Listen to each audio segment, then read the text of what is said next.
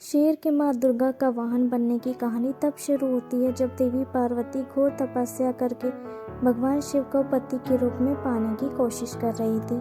सालों तक तप करने के बाद माता पार्वती को भोले भंडारी अपने पति के रूप में अपना लेते हैं। इसी बीच तपस्या की वजह से माँ पार्वती का रंग काफी काला पड़ गया था।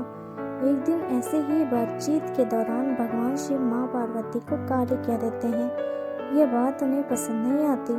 वो नाराज होकर दोबारा तप करने के लिए चली जाती हैं। एक दिन बाद घूमते घूमते एक शेर घोर तप कर रही माँ पार्वती के पास पहुंचा। उन्हें खाने की इच्छा से वो वहां घूमता रहा। माँ को तप में लीन देखकर शेर भी वही इंतजार करता रहा। देवी का इंतजार करते करते सालों बीत गए। शेर माँ पार्वती के तेज की वजह से उनके पास नहीं पहुंच पाता था। कोशिश करता और असफलता हाथ लगने पर दोबारा लौटकर कोने में बैठ जाता। होते होते कई साल बीत गए। माँ के तप से खुश होकर भगवान शिव प्रकट हुए और माँ से मनचाहा वर मांगने को कहा। देवी पार्वती अपना गोरा रंग वापस चाहती है। भगवान ने आशीर्वाद दिया और वहां से चले गए। वरदान मिलते ही माँ पार्वती नहाने के लिए चली गई। नहाते ही उनके शरीर से एक और देवी का जन्म हुआ जिनका नाम कौशिकी पड़ा। उनके शरीर से काला रंग भी निकल गया था और माँ का रंग पहले की तरह ही साफ हो गया। इसकी वजह से माता पार्वती का नाम माँ गौरी भी पड़ गया।